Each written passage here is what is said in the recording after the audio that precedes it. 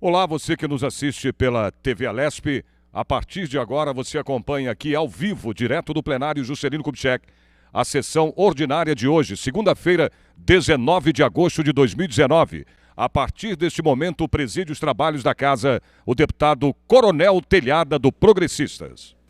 Presente o número regimental de senhoras deputadas e senhores deputados, sob a proteção de Deus, iniciamos nossos trabalhos. Esta presidência dispensa a leitura da ata da sessão anterior e convida a nobre deputada Alessi Brandão para ler a resenha do expediente. Senhor presidente, temos aqui uma indicação do nobre deputado Rogério Nogueira, em que ele pede aqui ao governador que determine a transferência de recursos à aquisição de um micro-ônibus para uso do CAPS de Capivari. A outra indicação é do nobre deputado Altair Moraes, que pede voto de congratulações com a população de São Bernardo do Campo pelo transcurso de mais um aniversário da cidade, comemorado dia 20 de agosto. Está lida a resenha, senhor presidente. Muito obrigado, senhora deputada. Antes de iniciar o pequeno expediente, vou dar ciência à Caixa de alguns ofícios. Senhoras deputadas e senhores deputados, esta presidência, atendendo solicitação do nobre deputado Itamar Borges, cancela a sessão solene convocada para o dia 26 de agosto de 2019, às 20 horas, com a finalidade de celebrar o Dia do Maçom. Lido. Senhoras deputadas e senhores deputados, essa presidência, atendendo solicitação do nobre deputado Jorge Caruso, cancela a sessão solene convocada para o dia 30 de setembro de 2019, às 19 horas, com a finalidade de celebrar o Dia da Polícia Civil. Senhoras deputadas e senhores deputados, esta presidência, atendendo solicitação dos nobres deputados Itamar Borges e Jorge Caruso, convoca Vossas Excelências, nos termos do artigo 18, inciso 1, letra R do Regimento Interno, para uma sessão solene a realizar-se no dia 26 de agosto de 2019, às 20 horas, com a finalidade de celebrar o Dia do Maçom. Lido. Senhoras deputadas e senhores deputados, esta presidência, atendendo solicitação dos nobres deputados Itamar Borges e delegado Olim, convoca Vossas Excelências, nos termos do artigo 18, inciso 1, letra R do Regimento Interno, para uma sessão solene a realizar-se no dia 30 de setembro de 2019, às 19 horas, com a finalidade de celebrar o Dia da Polícia Civil. Lido, portanto, os 4 ofícios. Pequeno expediente. Oradores inscritos.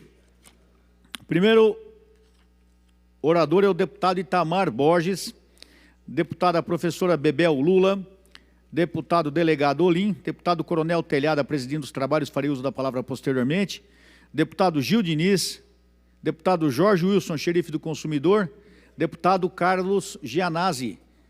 Vossa Excelência tem o tempo regimental de 5 minutos. Lembrando, telespectador, que além da TV Alesp, você pode acompanhar ao vivo pela internet. A tribuna, dar ciência à casa que nós estamos recebendo 2 visitas hoje da cidade de Piracicaba. São os irmãos Josué e Jonadab, é isso? Acertei? Josué e Jonadab, que vieram conhecer a Assembleia aqui, nosso gabinete especificamente.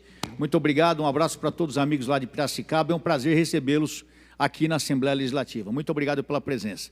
Deputado Carlos Gianazzi, Vossa Excelência, tem um tempo regimental. Senhor presidente, senhores deputados, senhoras deputadas, deputada Alessi Brandão, deputado Enio Tato, deputado Castelo Branco. Senhor presidente, eu fico chocado com o que vem acontecendo no estado de São Paulo. Todo dia tem uma denúncia, tem um desmonte da educação no nosso estado, patrocinado pelo governo Dória, pelo Bolso Dória. Agora, senhor presidente, o governo estadual, através da Secretaria da Educação, anunciou que fará a implantação na marra, de uma forma autoritária, da escola de tempo integral em diversas escolas, em centenas de escolas, sem que houvesse um amplo debate, sem que houvesse uma consulta às comunidades escolares, às famílias, aos professores, aos gestores dessas escolas. Uma medida autoritária de cima para baixo, mas essa medida autoritária, senhor presidente, ela vai causar transtornos e prejuízos não só para os professores, que serão duramente penalizados com essa medida, mas sobretudo e acima de tudo para a comunidade escolar. Lógico que nós não somos contra a escola de tempo integral, ela é importante, deve ser implantada onde houver necessidade, onde houver o consentimento da comunidade escolar, onde as condições objetivas assim forem dadas para que ela seja implantada. Mas o governo não está fazendo isso, senhor presidente. O governo vai prejudicar milhares e milhares de famílias em todo o estado de São Paulo com essa medida, porque ele quer fazer marketing político com a escola de tempo integral, como fez a reforma do Temer, a reforma do ensino médio, né? O fato, senhor presidente, é que uma escola de tempo integral, por exemplo, vamos imaginar uma escola estadual que tenha hoje 1.000 alunos matriculados. Quando ela é transformada numa escola de tempo integral, ela só pode atender no máximo 300 alunos. E os outros 700 alunos serão dizimados, serão distribuídos para outras escolas, muitas vezes distantes das suas residências, das suas casas e das suas comunidades. Sem contar que o período noturno ele é extinto e nós vamos ter o aprofundamento da extinção da educação de jovens e adultos, de EJA, que praticamente está desaparecendo no estado de São Paulo. Então, o período noturno fica extinto na escola de tempo integral. A escola de tempo integral reduz o número de alunos. Eu dei um exemplo aqui, hipotético, que é a realidade de muitas escolas do estado de São Paulo. Se a escola tem 1.000 alunos, tem muito mais. Tem escola que tem até 2.000 alunos, ou até mais, dependendo da escola. Essa escola só vai atender 300 alunos. E os outros alunos, isso é um absurdo, é de uma irresponsabilidade, de uma leviandade, senhor presidente. É isso que o Estado está fazendo, né? O governo Dória está imitando o governo Bolsonaro, destruindo a educação estadual. Na verdade, criou agora um sistema de vigilância dos professores em sala de aula, orientando os coordenadores pedagógicos a vigiar, a intimidar os professores em sala de aula, inclusive entrando com uma planilha, com uma ficha, para avaliar de 1 a 4. Quer dizer, o professor não merece nem de 1 a 10, deputado Enio Tato. O professor agora em São Paulo é avaliado só de 1 a 4. É um absurdo, tentando intimidar, vigiar os professores da rede estadual. O governo tem que avaliar as condições precarizadas de trabalho dos nossos professores, deputada Alice Brandão, a superlotação de salas, a falta de segurança nas escolas, a jornada estafante de trabalho, os baixíssimos salários dos nossos profissionais da educação. O Estado de São Paulo não paga nem o piso nacional salarial, que é baixo, é de R$ 2.557 por 40 horas semanais, mas o estado mais rico do Brasil, que é São Paulo, não paga, não chega nesse patamar. Ou seja, um professor que trabalha o dia todo, com a jornada de 40 horas semanais, não atinge o piso nacional salarial no estado de São Paulo. É uma vergonha. O estado mais rico do Brasil, veja aqui o deputado Coronel Telhada, que defende aí a segurança pública e os servidores da segurança pública, e a situação não é muito diferente com os servidores da segurança pública também, os baixíssimos salários de todo o funcionalismo do Estado de São Paulo. Mas eu queria, senhor presidente, fazer aqui essa denúncia dessa implantação na marra, de uma forma autoritária, irresponsável e criminosa, porque muitos alunos ficarão fora da escola com esse projeto para inglês ver de escola de tempo integral. É a destruição da educação do Estado de São Paulo. Os professores serão penalizados, gestores, mas, sobretudo, os nossos alunos, as nossas crianças, os nossos adolescentes, os nossos jovens e adultos matriculados na rede estadual. Nós vamos ter a destruição de várias comunidades escolares. Repito, numa escola com 1.000 alunos, a escola transformada em escola de tempo integral só vai atender 300. A pergunta que eu faço para o secretário da Educação e para o Dória, e os outros 700 alunos, né? E listas e mais listas estão sendo divulgadas em toda a rede estadual de ensino, em várias diretorias de ensino, senhor presidente. Então, eu não fico aqui só na denúncia, não, eu estou já acionando também o Ministério Público Estadual, o Tribunal de Contas do Estado de São Paulo e a Comissão de Educação, para que providências sejam tomadas imediatamente para que esse crime contra a educação não seja cometido no Estado de São Paulo. Nós vamos reviver aqui a farsa da escola de tempo integral, que vem desde a época do Alckmin, em 2006, com o Chalita, e teve continuidade até nos dias de hoje, e agora ela será intensificada com o governo Bolsonaro, marqueteiro de quinta categoria. Muito obrigado, senhor presidente. Muito obrigado, senhor deputado. O próximo deputado é o deputado Daniel José, deputado Major Meca, deputado Caio França, deputado Castelo Branco. O senhor fará uso da palavra? Deputado Capitão Castelo Branco, Vossa Excelência tem um tempo regimental de 5 minutos. Estamos no pequeno expediente, onde os deputados têm a palavra pelo tempo regimental de 5 minutos. Lembrando, mais uma vez, que você pode acompanhar essa sessão, além da TV, pela internet, no al.sp.gov.br, TV no Alesp, YouTube. auditório, prezados deputados aqui presentes, o que me traz hoje a plenário é um dia de júbilo, porque hoje, 19 de agosto de 2019, o Brasil comemora 50 anos de uma das suas mais promissoras indústrias. A Embraer, a menina dos olhos de valor agregado do Brasil, comemora hoje 50 anos de existência. Nascida do sonho de oficiais do Exército Brasileiro, juntamente com oficiais da Força Aérea recém-criada, entre eles o brigadeiro Casimiro Montenegro, que foram para o MIT, nos Estados Unidos, nos anos 50. Eles trouxeram para o Brasil, no final dos anos 50, a ideia de formar no Brasil o Instituto Tecnológico da Aeronáutica. E deste Instituto Tecnológico de Aeronáutica começaram a sair engenheiros que em 1969 tiveram a ousadia, a coragem de se atrever a construir uma aeronave inteiramente nacional. É uma história de muita emoção. O seu criador ainda está vivo, o lendário Osiris Silva, carinhosamente chamado de brigadeiro, embora ele tenha saído como coronel da Força Aérea. E só ele conta no livro O Pioneirismo da Aviação no Brasil, como ele conseguiu convencer as autoridades da época que era possível. Na época, o Brasil tinha muita dificuldade em fazer qualquer coisa própria e era verdadeiramente um sonho construir um avião aqui. Hoje nós temos orgulho de dizer que a Embraer é a terceira maior indústria de aviação do mundo, só perdendo para a gigante Boeing e para a gigante Airbus.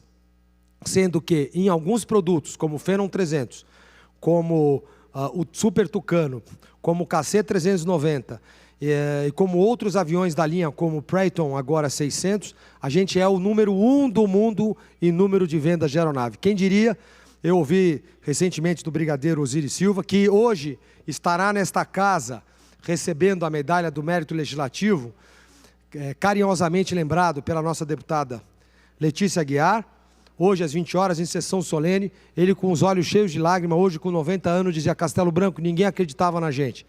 Né? Quantas vezes nós somos humilhados, rechaçados, satirizados, humilhados mesmo, pelas pessoas que diziam que isso era impossível, que esse sonho nunca sairia do papel.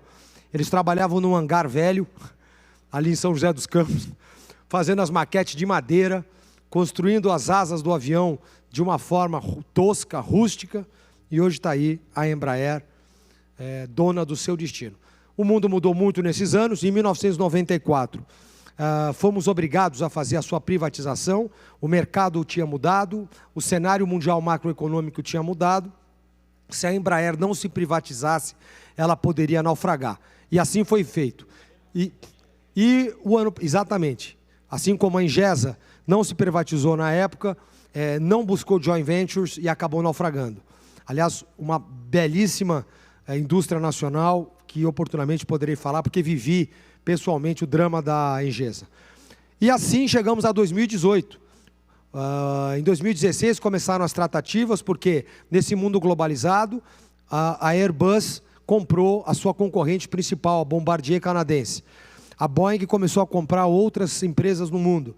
E se a Embraer ficasse de fora deste pacote de negociação, a Embraer poderia ter um final triste. Hoje a Embraer gera 18.520 empregos, sendo que 2.850 empregos fora do Brasil. Temos uma carteira de fornecedores de mais de 2.000 empresas, o que acaba gerando 200.000 empregos indiretos, sem contar o valor agregado da tecnologia embarcada que hoje o Brasil domina com grande propriedade. Por tudo isso, nós parabenizamos a Embraer hoje pelo seu aniversário de 50 anos. Foi realizado lá em São José dos Campos uma festa muito bonita hoje de manhã, com a presença de muitas autoridades civis e militares. Hoje à noite, Brigadeiro Osiris Silva estará aqui conosco e durante essa semana nós voltaremos a esse plenário falando um pouco da história da Embraer. Gostaria de aproveitar e mostrar aqui a revista Asas desse mês, uma revista tradicional no segmento da aviação. Ela também presta uma homenagem aos 50 anos da Embraer e faz uma retrospectiva histórica da sua caminhada. Um artigo muito bem escrito pelo nosso jornalista Cláudio Lucchesi. Para terminar, nós temos diante de nós agora outros desafios. A Embraer já trabalha em projetos de ponta, como, por exemplo, um drone autopilotado, como, por exemplo, aviões a propulsão elétrica, como, por exemplo, outras tecnologias ligadas ao transporte individual de passageiros, o chamado Uber aéreo. Enfim, sempre à frente do seu tempo, a Embraer, ainda hoje, é pioneira numa série de projetos. Sediada aqui em São José dos Campos, o nosso Vale do Silício, a Embraer continuará a ser sempre a nossa indústria nacional, embora hoje em parceria com outros gigantes do setor aeronáutico. A Embraer, os nossos parabéns, ao Brigadeiro Osiris Silva, a nossa melhor continência, e nos vemos hoje à noite. Brasil acima de tudo e Deus acima de todos. Muito obrigado, senhor deputado. Encerrada a lista, portanto, nós vamos para a lista suplementar. Lista suplementar, deputado Itamar Borges, deputado Carlão Pignatari, deputado Jorge Wilson, xerife do consumidor, deputado Gil Diniz. Tem Vossa Excelência o tempo regimental de 5 minutos. Na tribuna agora, para sua fala pelo tempo regimental de 5 minutos, o deputado Gil Diniz, do PSL. Lembrando que você pode assistir na internet essa sessão ordinária. Boa tarde, presidente. Boa tarde, toda a mesa. Público presente aqui no Pequeno Expediente, os deputados que nos assistem pela galeria, TV Assembleia, os nossos policiais militares, policiais civis. Presidente, não poderia deixar de falar desse final de semana. Estive presente na Academia Militar das Agulhas Negras, o deputado Castelo Branco conhece bem, para a entrega do espadim aos cadetes, agora da turma de 2019. E fantástico, Castelo, você que passou por lá, ver aquela multidão, ver aqueles meninos, alguns meninos de outros países, recebendo ali o seu espadim. E como foi emocionante ver o capitão Jair Messias Bolsonaro, agora presidente da República e comandante em chefe das Forças Armadas. Estive com ele nos últimos. O deputado Nascimento estava lá presente também conosco na AMAN. Eu dizia, tenente Nascimento, como foi emocionante ver o presidente adentrar ali o pátio da Academia Militar das Agulhas Negras, agora como presidente da República, comandante em chefe. Nas últimas vezes que nós fomos, principalmente no ano passado, eu estava ali em época de pré-campanha, se eu não me engano, já tinha iniciado a campanha, e os meninos, Castelo, foram proibidos de tirar foto com qualquer político que fosse, inclusive com o capitão Jair Messias Bolsonaro. Então, imagina aqueles cadetes ali querendo, né, tirar a sua foto com o pré-candidato, então candidato à presidência da República, e não podendo tirar. E esse ano ele adentrar aquele pátio sagrado da Academia Militar, extremamente aplaudido pelos familiares, os alunos cadetes ali, emocionados também, nós vimos na fisionomia, e o presidente também extremamente emocionado porque ele saiu justamente dali. Uma salva de tiros de canhão, 21 tiros de canhão, homenageando o presidente da República, e aqueles familiares o aplaudindo, realmente foi fantástico, emocionante. E para quem diz, né, que ele está aí com a popularidade baixa, olha, vê ali o governador do Goiás, Ronaldo Caiado, governador do Rio de Janeiro, o Witzel, E olha, eu sinceramente, né, eu tenho respeito pelas autoridades, mas é difícil engolir o governador Dória à noite, ao lado do ex-filiado ao PSL e novo membro do PSDB, Alexandre Frota, criticando o presidente, se filiando na sexta-noite, abraçando o governador do estado de São Paulo, e no sábado pela manhã o governador ao lado, tentando, né, ficar ao lado do presidente, justamente na Academia Militar das Agulhas Negras, lembrando aí a última polêmica que o governador entrou, falando aí do pai do Santa Cruz e tudo mais, inclusive dizendo que nunca foi aliado ao governo Bolsonaro, mas sair de São Paulo para ir em Resende, no Rio de Janeiro, para uma solenidade militar, para ficar ali ao lado, por exemplo, o ministro da Infraestrutura, Tarcísio, estava lá, Major Vitor Hugo, líder do governo, líder do PSL na Câmara, e vários outros militares que hoje fazem parte do governo Jair Messias Bolsonaro, o general, me foge o nome aqui, presidente do Correio hoje, do general Heleno do GSI, ministro do GSI. Vários ministros militares ali, e o governador, o nosso governador, lá, Enio, agora eu quero saber, tem alinhamento ou não tem alinhamento? Janazzi disse aqui, Janazzi, o Bolsonaro, não, o próprio Dória quer se afastar aí da figura do Bolsonaro. E é muito bom que se afaste. É muito bom, tem que governar o estado de São Paulo e, se realmente quiser disputar a presidência da República, vai ter que fazer um bom governo. Mas encontrei com ele pelos corredores da Academia Militar das Agulhas Negras.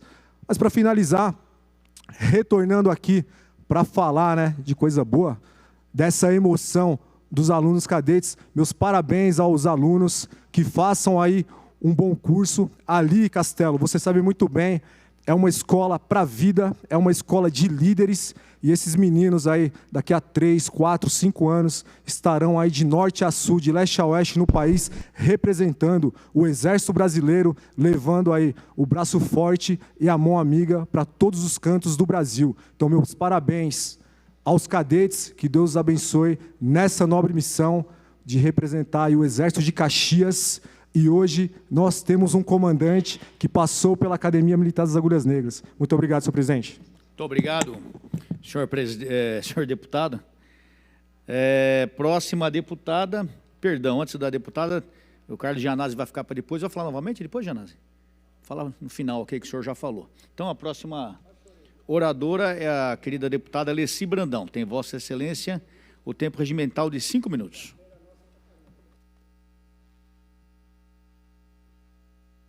Excelentíssimo senhor presidente, deputado Coronel Telhada, senhoras deputadas, senhores deputados, deputado Gil Diniz, Enio Tato, Janazzi, capitão Castelo Branco, tenente Nascimento, e também os amigos aí de Piracicaba, que é uma cidade que a gente conhece e sempre foi muito bem tratada e bem recebida lá, funcionários desta casa. Hoje é dia do ciclista, né? Hoje é dia do ciclista. É uma categoria que a gente já andava de bicicleta há muitos anos atrás, hoje não anda mais, mas eu respeito muito. Eu acho que há muito tempo sabemos que precisamos pensar em novas formas, né, da gente se locomover, reduzir a poluição, encontrar soluções para a mobilidade urbana, que é um direito de todo mundo. O Dia do Ciclista é fundamental para que a gente lembre que é necessário encontrar solução, né, para essas questões. O transporte não motorizado ele traz muitos benefícios para as pessoas e para as cidades. É urgente que a gente repense as nossas cidades e a qualidade de vida das pessoas. Isso é muito importante. Pensando nisso, nós apresentamos aqui, em 2017, o projeto de lei 895, que assegura ao passageiro usuário do transporte metropolitano, o transporte público intermunicipal do Estado, o embarque e transporte de bicicleta pessoal, né? É um projeto que foi inspirado também em outro projeto de lei do deputado Juliano Rosso, do PCdoB, lá do Rio Grande do Sul, um parlamentar que também é comprometido com essa questão. Bom, nós ouvimos com bastante atenção aí o discurso não só do capitão Castelo Branco e também do Gil Diniz, e dizer que eu, pessoalmente, não tenho nada contra os militares. Eu acho que todo mundo merece o nosso respeito, os militares são importantes, é importante o Exército, a Aeronáutica, a Marinha, nós temos que ter isso. A nossa problemática é apenas com as questões que deixam que professores e educação estejam numa situação bastante delicada nesse momento no nosso país. Quando a gente se manifesta aqui contra algumas atitudes, né, tomadas pelo governo, e que a gente acha que isso é um retrocesso, é quando, por exemplo, o ministro da Educação tem algumas iniciativas que não são iniciativas compatíveis com a importância, sabe, dos professores, das professoras, enfim.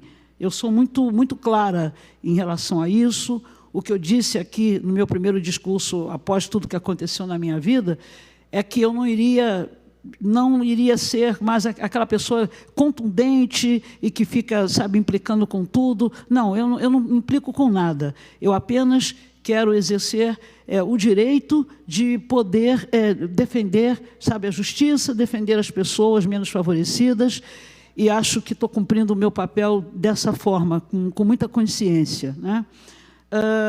Eu quero também aproveitar, deputado Enio Tato, para agradecer não só a Vossa Excelência, mas também aos seus irmãos, né? O deputado federal, o Nilton Tato, e também o Arcelino e o Jair Tato, pelo ofício, pela carta que mandaram para mim, eu recebi hoje. Muito obrigada pelo carinho. E eu tenho certeza que o espírito de Dona Inês também está muito feliz com a atitude. Vocês têm que seguir toda aquela sabedoria que ela deu, né, para vocês.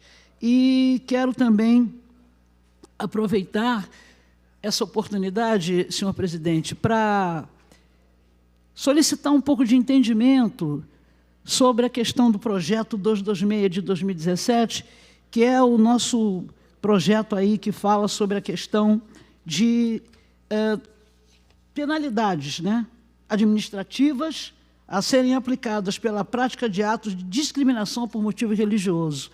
Nós respeitamos todos os credos aqui, eu respeito absolutamente todas as religiões, e gostaria que os deputados que ainda estão, sabe, reticentes a esse nosso projeto, que olhassem com carinho, que focassem a importância dele, que é um projeto importante para todas as religiões. Não é só para a religião de matriz africana, absolutamente. Eu acho que ninguém pode prejudicar, ninguém pode discriminar ninguém, porque a pessoa tem uma determinada religião. Eu espero que essa semana, enfim, esse projeto possa passar por essa casa aqui, que ele possa ser aprovado aqui pelos nossos colegas parlamentares. E aproveito para agradecer a quem defendeu o meu projeto durante a minha ausência, né? Deputado Gianazzi, deputada Mônica, deputada Érica Malunguinho, né? Deputado Enio Tato também, que eu sei, deputado Campos Machado, são deputados que eu não estava ausente, mas eles estavam aqui presentes, sabe, tentando, né, segurar aqui a nossa missão. Isso é muito importante, saber que existe companheirismo na hora da ausência. Isso chama-se lealdade, isso chama-se confiança. Muito obrigada, senhor presidente. Muito obrigado, senhora deputada. Solicito que Vossa Excelência assuma a presidência dos trabalhos. Deputado Alessi Brandão passa a presidir esta sessão ordinária para a fala do deputado Coronel Telhada. Com a palavra, o nobre deputado Coronel Telhada. Senhora presidente, senhores deputados, assessores e funcionários aqui presentes, quero saudar aqui a Cabo Vanessa e o Arquimedes aqui, que representam a nossa assessoria policial militar, em nome de quem saúdo a todos os nossos auxiliares também, e saudar a todos que se encontram aqui no plenário e a todos que nos assistem pela TV Assembleia. Quero saudar aqui mais uma vez nossos amigos de Piracicaba, o Josué e o Jonadab, que se encontram aqui presentes. Gostaria que a câmera filmasse. Isso é que eu falo, faz falta o nosso cameraman aqui. Eu falei a primeira vez, não filmaram, agora sim, agora estão filmando lá. Então, as pessoas vêm que fazem questão, né, deputada? Claro. De aparecerem para a sua cidade. Então, aproveitar em nome dos dois aqui, mandarem um abraço para a querida cidade de Piracicaba. Muito obrigado pela presença, aos demais aqui presentes também. Quero começar a minha fala de hoje, senhora presidente, saudando os aniversariantes, os municípios aniversariantes. Nós temos somente na data de ontem, dia 15, nós tivemos o município de Guarani do Oeste, e o município de Cajuru. Então, um abraço a todos os amigos e amigas das queridas cidades de Guarani do Oeste e de Cajuru. Hoje também é o dia do historiador. Para ver o Castelo Branco, você que gosta de história também, história militar, hoje é o dia do historiador. Então, um abraço a todos aqueles que mantêm a nossa história viva, que trabalham para que não sejam esquecidos os erros e os acertos do passado. Porque dizem que aqueles que não conhecem a sua história estão fadados a cometerem os mesmos erros dos que cometeram no passado. Por isso nós temos que estudar. Falando do capitão Castelo Branco, quero parabenizá-lo pela sessão solene que Vossa Excelência hoje presidiu pela manhã. É o dia do soldado, que vai ser comemorado dia 25, né, é o dia do aniversário do nosso querido Luiz Alves de Lima e Silva, o Duque de Caxias. E o capitão Castelo, como sempre, nos deu uma aula aqui sobre a vida de Duque de Caxias, uma história muito bonita de abnegação, de humildade, de servidão, de disponibilidade para com a pátria, e a gente sempre se sente tocado porque nós temos a obrigação de fazer a mesma coisa. Infelizmente, hoje nós não temos um país melhor, porque as pessoas se esqueceram que nós fomos feitos para servir e não para sermos servidos. Aliás, a política ficou uma desgraça no Brasil por causa disso, né? Porque em vez de servir, passaram a ser servidos. Achavam que o dinheiro público é para servi-los. Acharam que a população tem que servir os políticos. E é justamente o contrário. Nós é que temos que servir a população. Nós fomos eleitos para servir, não para sermos servidos. Falando em servir, quero falar da minha querida Rota, Rondas Ostensivas Tobias de Aguiar, que na data de ontem teve uma ocorrência na região, aqui na Grande São Paulo, na região de Santo André, onde numa ocorrência de ladrão em residência foram mortos, é interessante, né, gente, interessante, foram mortos 3 suspeitos. Os caras são ladrão, estavam armados, eu vou passar o filme que a Globo pôs aí, armado, ladrão, tinha passagem, dentro de uma outra casa que não era deles, entraram numa casa antes, deputado Alessi, já tinham roubado uma casa antes, um dos reféns, uma das vítimas reconheceu os mortos como sendo, um dos mortos como sendo o mesmo que havia entrado na residência. Nessa residência fizeram o morador de refém, amarraram, e a imprensa cisma em chamar de suspeitos. Um dos meus assessores aqui, que é jornalista, falou que na faculdade eles são obrigados a chamar de suspeito, para manterem como é que se fala mesmo? Não a presunção de inocência, não ser tendencioso. Não ser tendencioso. Agora, o que adianta não ser tendencioso e ser do jeito que é a imprensa brasileira? Que sempre lança dúvidas sobre as ocorrências e coloca vagabundo como suspeito. Me diga. Então, que eles falam em 3 suspeitos. Eu não sei o tempo hoje, senhora, por favor, me dá um toque quando é que estiver acabando. Foi na rua Aníbal Freire, na Vila Alzira. O troca de tiros, 3 homens morreram, um de 35, outro de 40 e um terceiro não identificado. Um senhor de 69 anos, dona Alici, que morava na residência, foi mantido refém. Veja bem, um homem de 69 anos foi mantido de refém na mão dos vagabundos. Foi amordaçado e ameaçado pelos vagabundos que invadiram a casa dele, os suspeitos. Então é brincadeira. Vamos lá, está no ponto a ocorrência aí? Vamos lá então, vamos dar uma olhadinha nessa ocorrência. Estamos de volta agora às 5h40 da manhã para contar para vocês que 3 suspeitos foram mortos por policiais da Rota. A Rota é o grupo de policiamento ostensivo de São Paulo. O caso aconteceu, gente, nesse domingo em Santo André, no ABC Paulista. Os PMs disseram que faziam um patrulhamento pela região quando perceberam uma movimentação suspeita dentro dessa casa. Entraram e, segundo os policiais, houve troca de tiros. Os suspeitos são 3 homens, um de 41 anos e outro de 35. O terceiro ainda não foi identificado. Com o grupo, segundo a PM, foram apreendidas essas 3 armas. Um senhor de 69 anos que mora na residência foi mantido refém. Ele contou que foi amordaçado e ameaçado pelos homens que invadiram a casa. O delegado disse que mais cedo um grupo invadiu esta outra casa que fica na mesma rua. Um adolescente que foi mantido refém ali dentro reconheceu um dos suspeitos mortos pela Rota. Por isso, a polícia investiga se o trio participou de outros crimes na região neste domingo. Eu não vou falar um palavrão aqui, respeitando as mulheres presentes, as que nos assistem, mas, gente, caramba, além de chamar de suspeito, vocês viram o comecinho da reportagem, né? Suspeitos foram mortos pela Rota. Eles não foram mortos pela Rota, eles se suicidaram. Porque enfrentar a Rota é suicídio.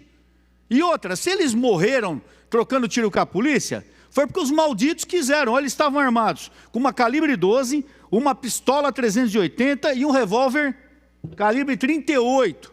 Alguém aqui já tomou um tiro aqui? Alguém já tomou um tiro? Eu já tomei. Tomou, Castelo? Dói pra caramba, não dói, velho? Tomei 2 vezes, as 2 de 38. E posso falar para vocês, dói demais. Então, esse papo de que a polícia tem que esperar o vagabundo atirar primeiro, a polícia tem que arrebentar cara que está armado.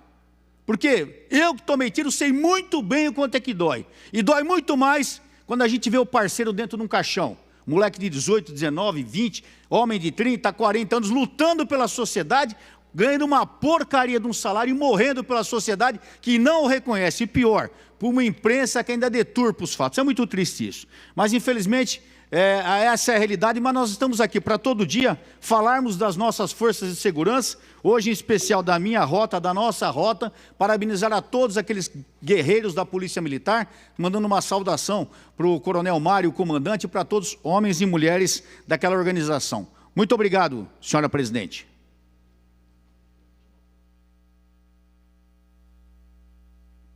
Seguindo aqui a ordem dos oradores inscritos, convido o deputado Enio Tato para o uso da palavra pelo tempo regimental.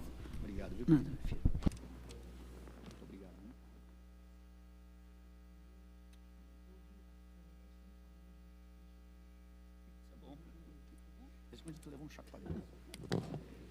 Bom ter você de volta. Senhor presidente, nobre deputado Coronel Telhada, cumprimentar minha querida deputada Alessi Brandão. Deputada, a senhora é tão genial que quando a senhora vem agradecer, a senhora consegue comover mais a gente e prestar uma homenagem maior ainda para a gente. Muito obrigado, tá? E parabéns.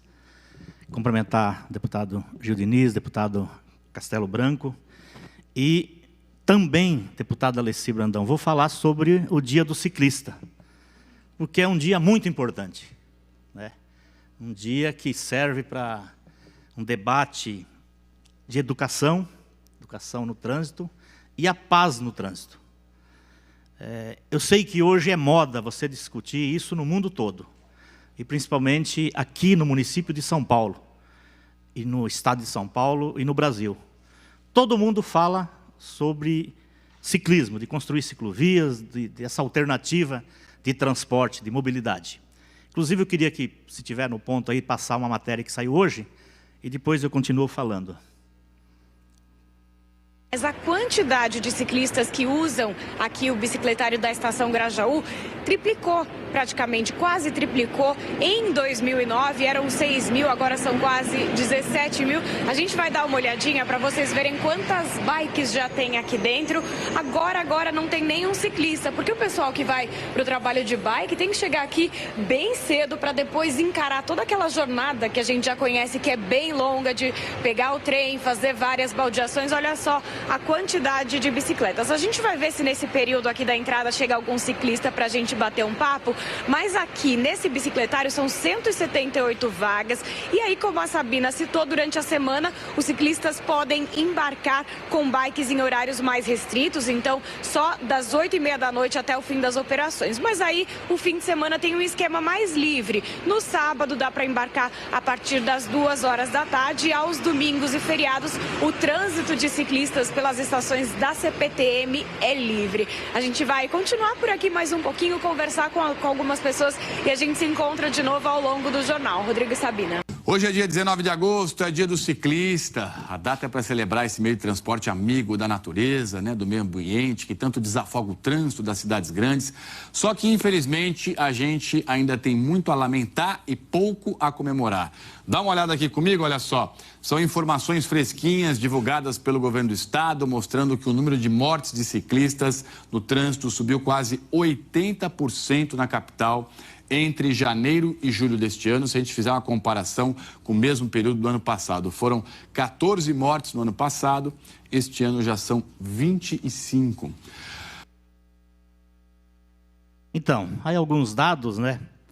E tem uma marca muito importante, deputado Alessi, senhores deputados, deputado Carlos Gianazzi, que foi 2012, quando o prefeito Fernando Haddad assumiu a prefeitura de São Paulo, e o secretário foi meu irmão Gilmar Tato. Só para vocês terem uma ideia, e isso eu falo porque tem que ter determinação, tem que ter vontade política, tem que ter firmeza para tomar decisões independente de críticas, né? Independente de oposição. Obviamente, tomar decisão dentro de um planejamento e conversando com os setores envolvidos nisso. E foi isso que eles fizeram com todos os grupos, e proliferou grupos de ciclistas defensores, né, de ciclovias, pessoal das pedaladas, que hoje é normal. Em 2012, tinha apenas 68 quilômetros de ciclovias no município de São Paulo. Eles entregaram, em 2016, com 468 quilômetros,10. De 68 foi para 468 quilômetros. Mas enfrentaram tudo quanto é tipo de oposição. Tanto aqui na região central, a questão da Faria Lima, como a Paulista, para construir as ciclovias e deixar funcionando. Na periferia, na Zona Leste, Zona Norte, Zona Sul, na nossa Zona Sul do Carlos Gianazzi, né? Enfim, foi colocado, e com muitas críticas.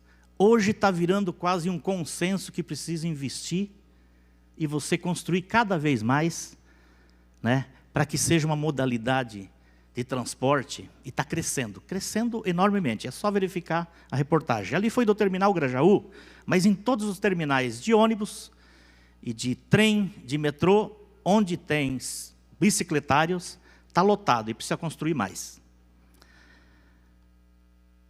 O que aconteceu de 2016 para cá, que entrou o Dória e o Bruno Covas? Se você falar com o Bruno Covas, hoje, o prefeito atual, ele vai falar que defende, deputado Gil Diniz, defende as ciclovias, defende os ciclistas, que acha que é uma alternativa. Só que de 2016 até 2018, que é os dados, tem 0 de ciclovias construídas no município de São Paulo. Pior de tudo, não tem manutenção daquilo que foi construído. Essa é a realidade que nós temos no município de São Paulo. Então faz um discurso para fora, mas na prática, quem construiu ciclovia, quem enfrentou de frente foi a administração petista do Haddad e do secretário Gilmar Tato. Essa é a verdade. E hoje todos os municípios discutem essa questão das ciclovias, da bicicleta. Por quê? Porque é interessante, é educativo. Isso é bom para você melhorar o trânsito. Não é só o trânsito, que já é uma grande coisa. É a questão ambiental, despoluição. Não é só o trânsito e a questão ambiental. É a questão mais importante de tudo isso. É questão de saúde. De saúde. E aí a gente vê esse retrocesso aqui na capital de São Paulo. Retrocesso, como demonstrou, já terminando, a questão das mortes, dos acidentes. Quando fizemos aquela luta, uma discussão enorme sobre a velocidade nas marginais, a velocidade aqui na capital de São Paulo, está provado no mundo todo que quando você diminui a velocidade, você diminui as mortes, você diminui os acidentes. Quando diminui as mortes, os acidentes, você economiza na questão da saúde. Que quando um motoqueiro se acidenta, quando tem uma batida de carro, para onde que vai as pessoas feridas? Elas vão para os hospitais, para os pronto-socorros, e chega lá, elas têm que ser atendidas de emergência e vão tirar os leitos do atendimento normal. Então, voltando, esse Dia Nacional do Ciclista é para a gente discutir, para a gente estudar, para a gente fazer campanhas para cada vez a gente aumente as ciclovias, né? E a gente utilize mais a bicicleta. Finalizando mesmo, como a gente não pode, né, fazer um discurso, tal de ditado popular, como é que é? Casa de ferreiro, espeto de pau. Aqui na Assembleia Legislativa tem bicicletário, só que é só para os funcionários, né? E chegou uma ciclista há poucos dias atrás aqui, e foi convidada até para participar de um evento, chegou de bicicleta, e não tinha bicicletário para ela, não deixaram entrar. Ela voltou e não participou do evento. Com isso, eu conversei com o presidente da casa, o deputado Cauê Macris, estamos fazendo um projeto para construir um bicicletário, tanto do lado aqui do Exército, como do lado do Ibirapuera, para atender essa demanda de ciclistas e, no fim de semana, inclusive, para o pessoal que visita o Ibirapuera, né, poder utilizar esse bicicletário. Era isso, senhor presidente. Parabéns ao Dia do Ciclista. Muito obrigado, senhor deputado. Próximo deputado é o deputado Carlos Gianazzi. Vossa Excelência tem um tempo regimental de 5 minutos. Deputado Carlos Gianazzi volta à tribuna para falar pelo tempo regimental de 5 minutos. Senhor presidente, senhores deputados, senhoras deputadas, público aqui presente, de volta a esta tribuna no dia de hoje, gostaria de dizer, senhor presidente, que eu tenho denunciado já há um bom tempo e exaustivamente o uso político, partidário e ideológico da TV Cultura, né, que é comandada, organizada pela Fundação Padre Anchieta. Há muitos anos que isso vem acontecendo, através das gestões do Tucanato, aqui em São Paulo, das gestões do PSDB. Já fiz debates aqui sobre esse tema, deputada Alice Brandão, porque a TV Cultura é uma TV pública, é uma TV estatal do Estado de São Paulo, que é financiada com o dinheiro dos 45 milhões de habitantes do nosso Estado. Ela não pode ser uma TV partidarizada, a serviço do governo de plantão. Isso não pode acontecer em hipótese alguma, ela tem que prezar pela diversidade, né, contemplando todas as tendências de pensamento, sobretudo do ponto de vista político, partidário e ideológico do Brasil. Mas não é isso que vem acontecendo, e já fiz essas denúncias, já pedi a convocação do presidente da Fundação Padre Anchieta na nossa Comissão de Educação e Cultura, que Vossa Excelência, a deputada Alice Brandão, faz parte. Mas agora a situação se agravou mais ainda, deputada Alice Brandão, deputado Enio Tato, porque é um absurdo que vem acontecendo com essa última decisão da TV Cultura, que tem relação para nós, senhor presidente, que hoje vai ao ar, deputado Enio Tato, o programa Roda Viva. E quem vai estar presente hoje? Quem vai ser o entrevistado do Roda Viva, deputado Enio Tato? O Frota, que acabou de se filiar no PSDB. Até ontem era Bolsonaro, agora é Dória, né?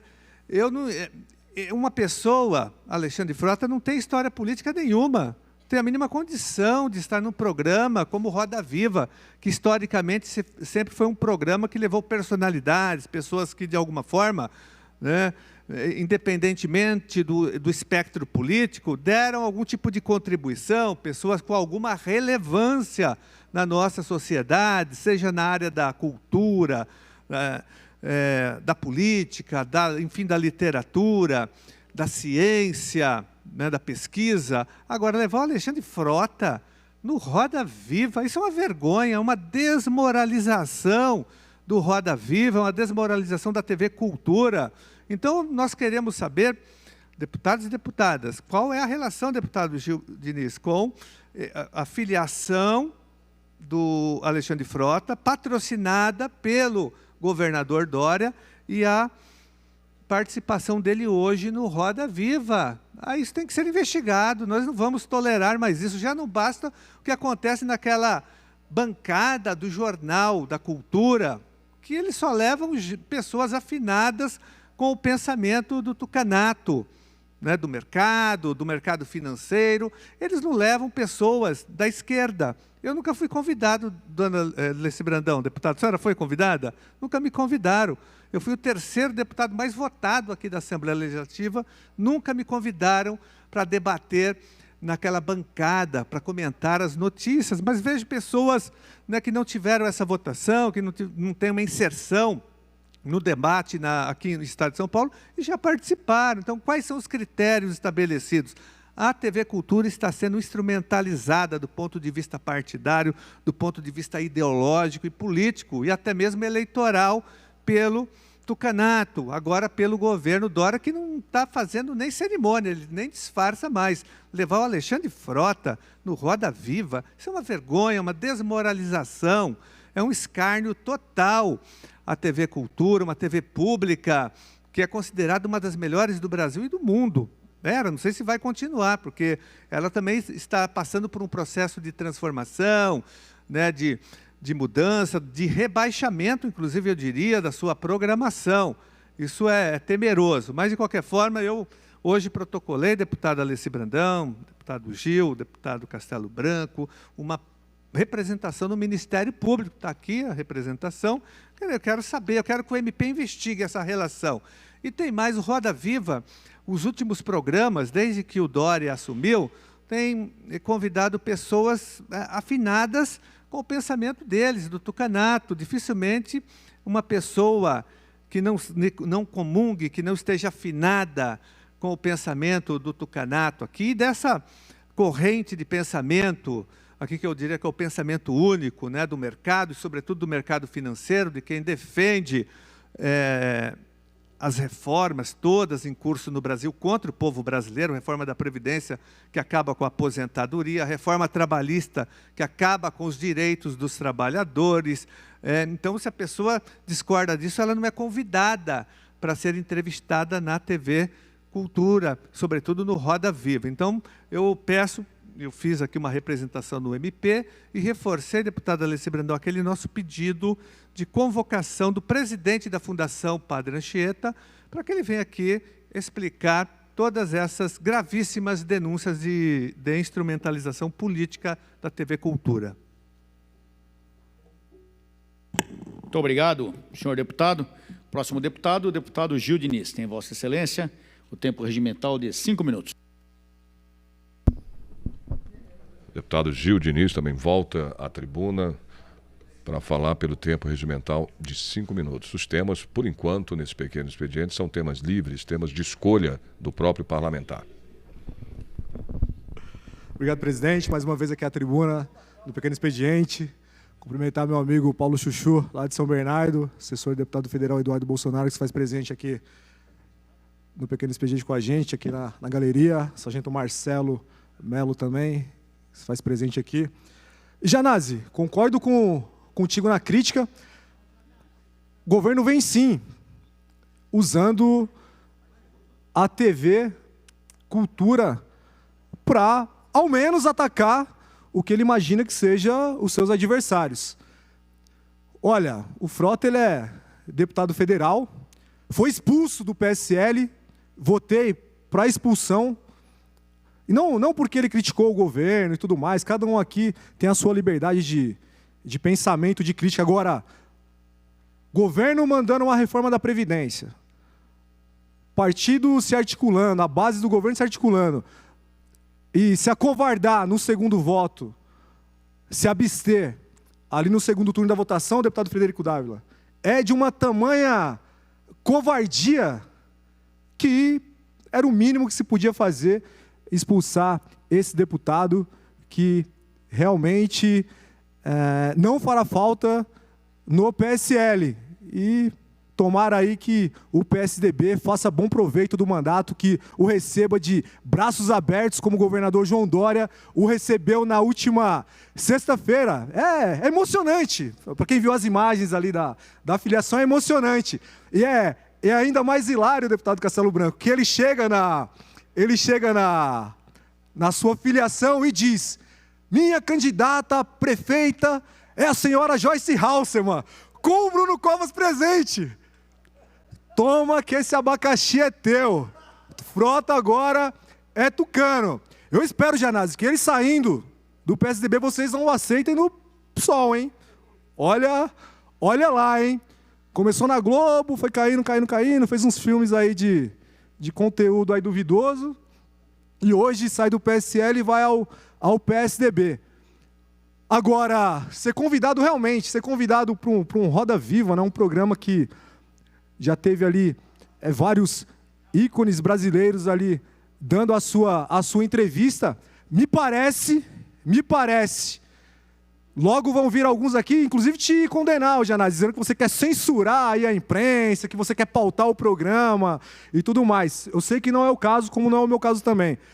Mas parece que o governo do Estado de São Paulo acaba utilizando sim esse meio de comunicação para atingir os seus adversários políticos. E você tem razão.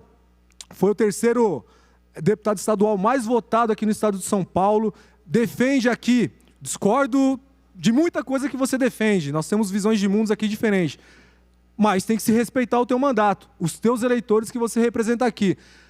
Agora, saiu do PSL, foi para o PSDB e já convidado para um programa com essa expressão nacional como Roda Viva. Se eu pudesse... Era de alto nível, né? Era de alto nível. Mas o aparelhamento aí está visível.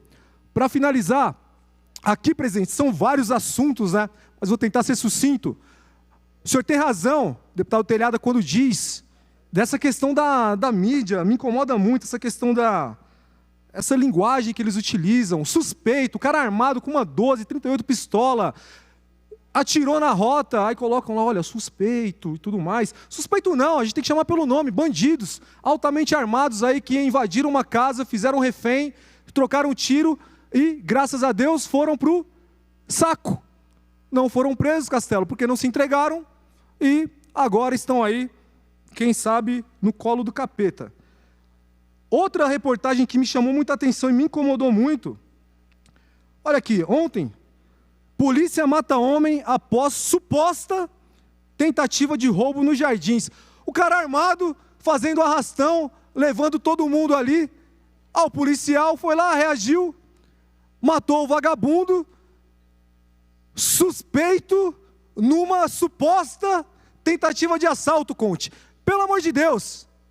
Daqui a pouco vão estar chamando o policial de assassino, de homicida, de bandido, que não duvido. E o ladrão, o facíndora, um homem. Parece até que teve uma troca de tiro e o cara saiu baleado dali. E não, era o ladrão.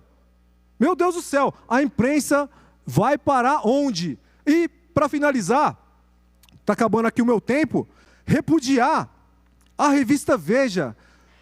Que revistinha mequetrefe, hein? Para atingir o governo Bolsonaro agora, estão fazendo ali, Frederico Dávila, puxando ali o histórico da família da primeira-dama, da Michele Bolsonaro, e descobriram que a avó dela teve problemas com a justiça, que a mãe teve problema com a justiça. Vejam só, gostaria que as nossas deputadas aqui empoderadas subissem aqui na tribuna para defender uma mulher, para defender dos ataques covardes dessa revista que visam apenas atingir o governo, tentando aí levantar os familiares. Olha, se puxar a minha família, eu tenho certeza que tem alguém com problema na justiça, hein? Pode ir lá em Pernambuco, na minha cidade de Serra Talhada, em Recife, na cidade da minha mãe, em Surubim, que com certeza não tenho como me responsabilizar pelos que os meus familiares fazem. Para finalizar agora, só queria cumprimentar mais uma vez o presidente Jair Messias Bolsonaro. Falei de Resende, foi na AMAN. Depois foi a Barretos, Frederico Dávila. Compareceu em Barretos, na festa de peão de Barretos. Assinou ali um decreto. Todos falam, né, da proteção animal. E olha só, assinou ali um decreto que fala sobre os protocolos para realmente proteger esses animais que são utilizados, por exemplo, em festas de peão, na vaquejada. E antes disso, Conte, ele foi de Resende para Guaratinguetá, antes disso passou em Lorena, foi visitar um PRF, Polícia Rodoviária Federal, que na ida dele a Resende, infelizmente foi atropelado. Era da escolta presidencial, uma mulher não prestou atenção, atropelou o PRF. Montezuma, se eu não me engano o sobrenome dele, ele fez questão, Conte, de mudar o roteiro, de parar a comitiva. Quando o policial foi atropelado, só saiu do local quando o policial foi resgatado e daí seguiu para a AMAN. Na volta, fez questão de passar na clínica onde o policial está internado lá em Lorena. E é esse tato, né, das nossas lideranças, desse nosso comandante, que é muito importante ali para a tropa. Então deixo aqui os meus parabéns ao nosso presidente da República, Jair Messias Bolsonaro. Muito obrigado, senhor presidente. Muito obrigado, deputado Júlio Diniz. Está encerrado o pequeno expediente. Pela ordem, senhor presidente. Pela ordem, deputado Carlos Gianazzi. Eu gostaria de utilizar a tribuna pelo artigo 82, pela liderança do PSOL. Regimental, o senhor tem 5 minutos. Entramos no grande expediente, onde os deputados têm o tempo regimental de 10 minutos. Mais uma vez, volta à tribuna o deputado Carlos Gianazzi para falar pelo artigo 82, com o tempo de 5 minutos. Senhor presidente, de volta mais uma vez a esta tribuna, não posso deixar aqui de fazer um registro de uma denúncia muito séria que nós estamos fazendo em relação ao IANSP, senhor presidente. O IANSP que está sendo muito sucateado, degradado, precarizado. O IANSP que cumpre um papel fundamental de assistência médica aos servidores do Estado de São Paulo. O Estado não financia o IANSP. Nós temos uma luta histórica para que o IANSP, pelo menos, contribua com 2% por funcionário, por servidor público, porque hoje quem sustenta o Hospital do Servidor Público Estadual, o IANSP, é o próprio servidor que tem esse desconto no seu holerite, na sua folha de pagamento. E, no entanto, o hospital, que não tem gestão democrática, ele pertence ao servidor público, mas quem faz uma gestão extremamente autoritária, sem a participação dos servidores, sobretudo dos funcionários do IANSP, é o próprio governo. E uma boa parte do hospital já foi totalmente terceirizada. Existem mais de 20 empresas terceirizadas lá dentro. E muitas delas já foram acusadas de irregularidades. Eu tenho uma aqui, senhor presidente, que eu quero trazer ao plenário aqui e pedir providências. Nós temos que investigar essa empresa que foi contratada sem licitação pelo IANSP, que se chama FID, Fundação Instituto de Pesquisa e Estudo de Diagnóstico por Imagem. Ela faz um trabalho de diagnóstico e imagem. Primeiro que esse trabalho já era feito pelos próprios funcionários do IANSP, já existia um setor que fazia esse tipo tinha essa função, esse trabalho. E esse tipo de trabalho é importante que seja feito pelo próprio hospital, com servidores concursados. No entanto, no desmonte histórico que foi produzido pelo PSDB do IANSP, essa empresa agora foi contratada, esse serviço foi terceirizado, e em 2018, no ano passado, houve um contrato sem licitação com essa empresa, de 42 milhões de reais. 42 milhões de reais. Só que essa empresa, senhor presidente, ela já é alvo de investigação do Tribunal de Contas do Estado de São Paulo. Ela prestou serviço para o município de São Caetano do Sul, e lá o Tribunal de Contas também viu irregularidades, lá também não houve licitação.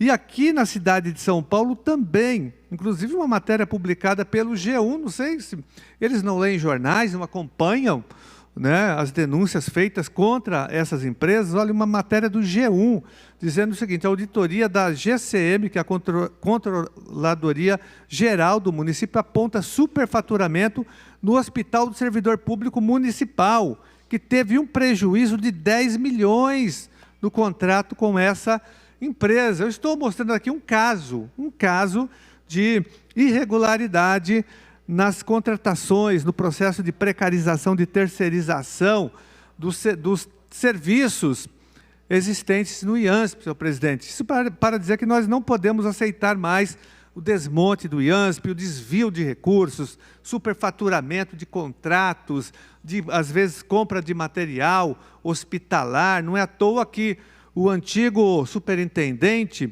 foi afastado, inclusive, pelo Ministério Público e pela Justiça da Superintendência, acusado, né? Os bens foram disponibilizados pela Justiça, tem várias denúncias contra ele. Então, nós queremos investigar profundamente esses contratos de terceirização, esse desmonte do IANSP, que está, senhor presidente, prejudicando imensamente os nossos servidores, que têm dificuldades imensas de marcar consultas, de fazerem exames e, sobretudo, de marcarem cirurgias, porque faltam médicos, não há concurso para a contratação de médicos, de enfermeiras, de enfermeiros, de profissionais da saúde. O hospital está sendo sufocado, estrangulado pela falta de investimento e por uma gestão autoritária que não tem a participação dos servidores. Inclusive, dia 29 haverá um grande evento aqui na Assembleia Legislativa em defesa do IANSP. Eu tenho participado ativamente de outras manifestações, apresentando projetos, denúncias. Nós já acionamos o Tribunal de Contas em relação a um dossiê que foi apresentado com todas essas irregularidades no IANSP. Então, senhor presidente, essa é mais uma denúncia de superfaturamento, de irregularidade. Um contrato de 42 milhões de reais, deputado Gil, deputado Castelo Branco, com uma empresa que já foi acusada pelo Tribunal de Contas do Estado de contratação temerosa, de irregularidades em São Caetano do Sul e aqui na cidade de São Paulo. Essa empresa já deu um prejuízo para o erário municipal no hospital do servidor público municipal, que está também sucateado, degradado lá, nem se consegue mais marcar a consulta, porque aquele telefone 156 está desativado, deputado Telhada. Vossa Excelência, que foi vereador, acompanhou a situação daquele hospital. O hospital está abandonado e hoje um funcionário público, uma professora da rede municipal, não consegue marcar consulta porque 156 está praticamente desativado. Então, inclusive, o vereador Celso Gianazzi ingressou com uma representação no Ministério Público, acionou o Tribunal de Contas do município para resolver essa situação. Então, gostaria de fazer essas considerações, senhor presidente. E para finalizar, eu gostaria até de utilizar uma comunicação, porque o meu tempo já se esgotou, mas rapidamente registrar aqui essa grave denúncia da Folha de São Paulo. Não posso, eu quero voltar a esse tema amanhã, mas olha, São Paulo terá de gastar até 1 bilhão a mais com o Rodoanel Norte, sob investigação por corrupção. Trecho restante do anel viário foi orçado em 4 bilhões e 300 milhões, mas já consumiu 6 bilhões e 85 milhões de reais. Então, nós já tivemos aqui um prejuízo de 1 bilhão a mais, segundo a matéria, senhor presidente, por conta da corrupção, do superfaturamento, pagamento de propina, isso no estado de São Paulo. Tanto é que o apelido do Rodoanel aqui em São Paulo não é roubo-anel. Roubo-anel é o nome hoje do Rodoanel. Olha, isso é muito grave. E nós, pelo menos no meu mandato, já tinha feito várias denúncias aqui na Assembleia Legislativa durante todos esses anos. Desde 2007, no governo Serra, deputado Gil, desde 2007 eu venho denunciando isso, principalmente no governo Serra, né? Aí está aí o Paulo Preto, tem uma investigação, a Lava Jato está investigando. Agora, 1 bilhão de reais foram desviados praticamente para corrupção, superfaturamento, pagamento de propinas. E ele estava previsto, ele começou em 2013, e estava previsto para ser entregue em 2016. Até agora nada, e nós perdemos 1 bilhão de reais. Nós temos que instalar uma CPI sobre isso. É muito grave, senhor presidente. Mas a Assembleia Legislativa é o puxadinho do Palácio dos Bandeirantes. Aqui ela não aprova nenhuma CPI que investigue de fato o governo. E além de ser um puxadinho, logicamente, do Palácio dos Bandeirantes, também é um puxadinho das grandes empreiteiras e do poder econômico do Estado de São Paulo. Por isso que a Lesp, a gente não pode contar com a Assembleia Legislativa para investigar as graves denúncias de corrupção, de superfaturamento e de pagamento de propinas aqui no Estado de São Paulo, envolvendo o tucanato e as empresas que apoiam e se beneficiam de todo esse processo. Mas está aqui na Folha de São Paulo, nós vamos continuar insistindo que a Lesp faça essa investigação. Muito obrigado, senhor presidente. Senhor presidente, havendo acordo entre as lideranças, eu solicito o levantamento desta sessão. É regimental, deputado Gianazzi, obrigado. Havendo acordo de liderança, esta presidência, antes declara por levantados os trabalhos, convoca a Vossa Excelência para a sessão ordinária de amanhã, hora regimental, com a mesma ordem do dia de quinta-feira. Lembrando ainda que a sessão solene a realizar-se hoje às 20 horas, com a finalidade de outorgar o colar de honra do mérito legislativo do Estado de São Paulo ao excelentíssimo coronel aviador Osiris Silva. Está levantada esta sessão. presidida neste momento pelo deputado Frederico Dávila, do PSL. Encerramos, portanto, os trabalhos da sessão ordinária de hoje. Lembrando a você, telespectador, que a próxima sessão acontece amanhã, terça-feira, a partir das 2h30 da tarde. Você continue ligado na programação da TV Alesp.